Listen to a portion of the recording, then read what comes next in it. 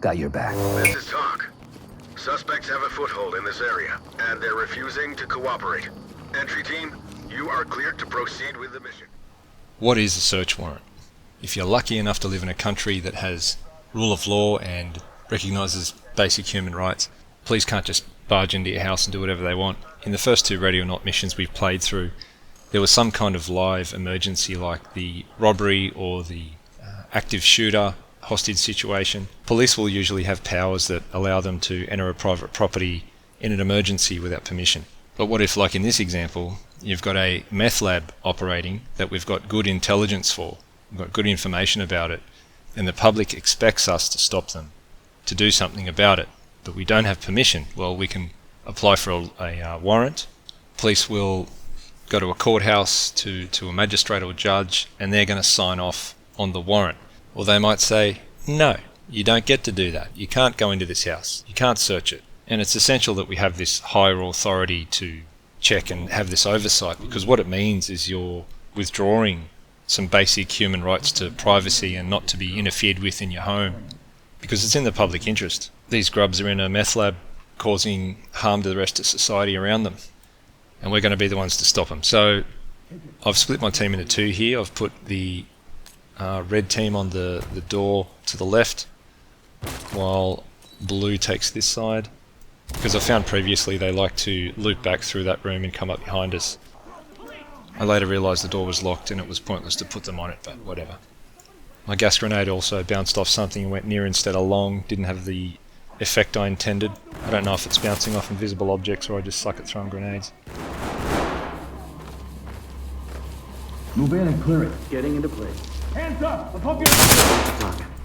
I pressed the command shortcut key there, hoping they'd move up behind me, but of course I was looking at the door when I pressed it, so they moved through and start clearing that foyer area, and then I just let them go. I was lucky they didn't get slaughtered. There was no one else in that room. Meanwhile, I'm handcuffing these 2 gronks here, and there's this closet behind me that I'm totally exposed to. It hasn't been cleared, so I'll pull everyone back in and just make sure we clear up the meth lab. Get things under control there.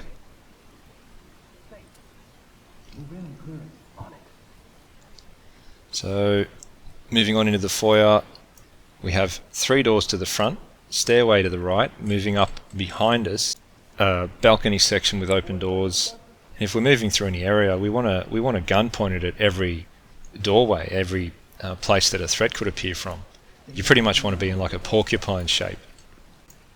But we don't encounter any problems in the front, and start moving up the stairs.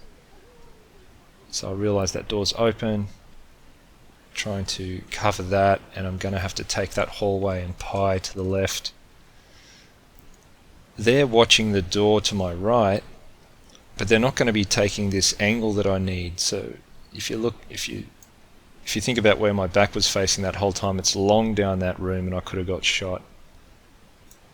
But I just can't rely on these bots to help me out. Often they do though anyway. It's surprising what they can catch when someone sneaks up behind you. I set up the blue team there to watch down the hallway while we fix up this spot behind us. It's fiddling around trying to sort them out. It just decided to punch into my own. We've got one occupant long in the room, open door left. They can take care of that while I'm focusing on him. I can see to my front, but if I'm handcuffing, I can't do anything about it if someone appears in front of me. You know, it's just death in every direction if you don't have a team that's really switched on. But we don't have any issues there, so moving on down the hallway.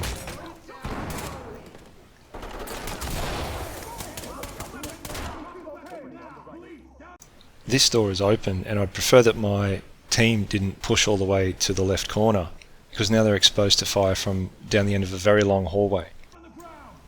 I am exposing myself on the left to the doorway, going up to the stairs, but you know, who's going to back me up? Certainly not my team.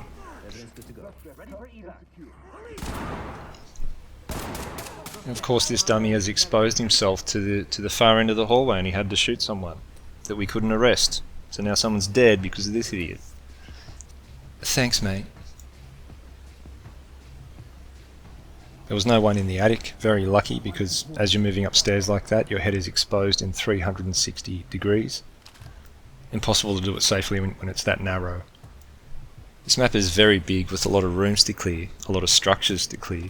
Ideally I'd want at least 3 teams, two doing simultaneous entries on these 2 houses, and then agreeing to stop at this walkway here is a pretty simple way to prevent blue on blue, some friendly fire stuff happening. And then a third, there's our old mate who was shot down the hallway, unfortunately. Oh, there's a grub under the bed, that's right. Get out of there, you gronk. But yeah, I'd want a third perimeter team watching for the ones who are going to run out of the houses, run out of the tunnels. That happens quite a bit. They sort of circle around the map and make you do a lot of work and waste your time. A lot of flagging going on. Always quite happy to point my gun in my colleague's back in this game. Not really worrying about it too much, about the roleplay side of it. But yeah, you wouldn't want to do that in reality, not at all.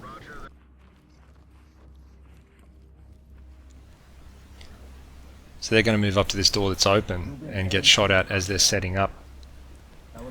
On the approach, they should be throwing a device, a flashbang or something in the room before they get anywhere near it, instead of slowly walking up to the door and stacking up and waiting for a while they get shot at. Typically in reality, you're going to see people approaching doors and getting shot at, and they don't just punch into the room like these bots do. In reality, people will back up immediately and they'll move away from the door. They don't just keep walking through bullets, walking into bullets.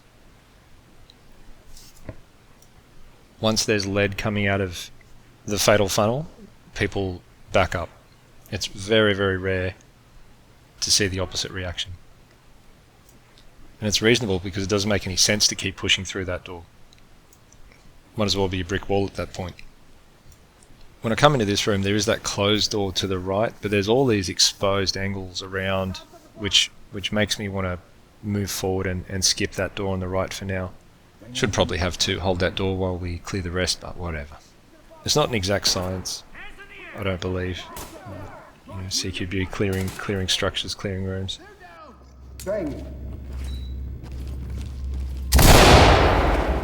Gun opening up ahead. Empty over here. No contact. Get down now. I would have hoped that we could have taken them all into custody, but my friends got there first.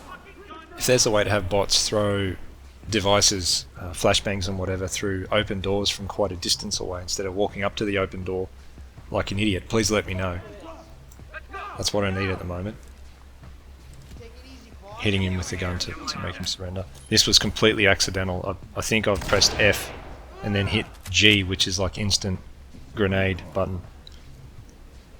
So I've just wasted a flashbang, which is going to cause me issues later. So returning back to that door right around the corner from the stairs, there was only one unarmed person through the rest of the house. Everything else was clear. Then we got some lady just hanging out in the backyard, just tweaking on meth. That's interesting. So my character says drop the knife and she says I'm unarmed. Does that mean there actually was a knife that my character detected? Because I didn't see shit. So we get to this end of the tunnel, and I know that the offenders tend to sprint out of these places. When you go on one side, they come out the other. So let's leave. Stop. Don't go down the tunnel. Let's leave one half of the team in here to watch this end, and we'll split up and hit it from the other side.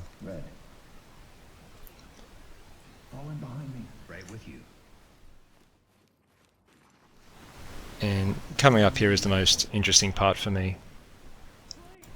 I'd like to just fill these tunnels with smoke, but I've run out of grenades, and the launcher doesn't seem to really launch things down the tunnels. It gets stuck to the walls and bounces off right in front of you. This part's pretty well designed because there's lots of terrible angles, and I'm just doing it by myself without real support. I've got this pillar in the middle where multiple tunnels come together in kind of a junction like this roundabout looking thing.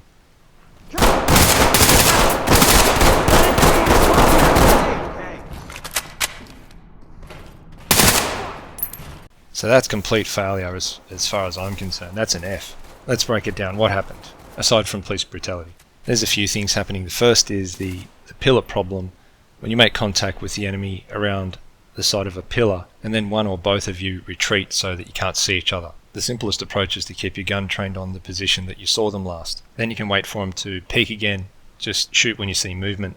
But if they expect you to do that, they're going to go to the other side. Now your gun is pointing at nothing and you just got flanked. So what if you try to think one step ahead and point to the right? Maybe you can catch them. But maybe they're thinking a step ahead of you and they're re-peeking again on the left. It's a bit like Schrodinger's cat. There's a lot of guessing involved. There's no correct answer. It's a dice roll. This is flipping a coin. The only way to win at the pillar problem is not to play the pillar problem. You try to avoid it, but we can't always avoid it. So we just try to be a better shot and faster than our opponent. I'm only playing against AI here, but I'm still thinking the same way and just trying to do a basic flank. Another issue, this is not a mill sim or a death match. This is about policing. And police have a reaction deficit in this kind of situation. They have to wait and see what decision the offender makes first, watch their posture, movement, and be certain what they have in their hands, whereas the offender can just shoot without much analysis at all. And we have to shoot as the gun is being raised before it's actually aimed at us to have a chance. If you're waiting to confirm that it's pointed at you and not somewhere else, you're going to lose. And this is asymmetric decision making. They need a quarter of a second to shoot when they see movement, and we need about half a second or more to visually assess if there's a threat. When taking cover behind this pillar, I also assumed that his gun was ready because that was the last state I saw him in. And I make this decision while I'm behind cover to move out and shoot simultaneously. I planned this in advance and I queued up the movements in my head, what I plan to do. I'm going to step out and shoot at the same time, and this takes away my reaction deficit. I don't have to think about what I'm doing, I'm just going to follow through with the motions. But it also takes away my ability to assess the threat, to look him up and down and see what's going on and decide if I need to shoot or not. Also, when the first shots came at me, he wasn't facing me, he's crouched down, turned the other way, but I was still getting shot at, so I think that created a bit of confusion, made me act before thinking, cognitive overload, bit of overstimulation there. So I executed an unarmed man who was surrendering to me. Fan-bloody-tastic.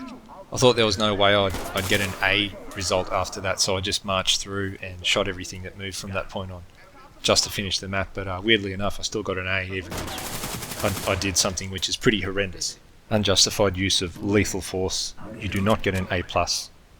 You just get an A. No worries. Anyway, I don't know if you've noticed, but I'm really enjoying this game. I'm really glad I got it. And I think we can continue recording an at minimum A result on each level until we finish the whole game, and maybe even the DLC stuff. We'll see how we go.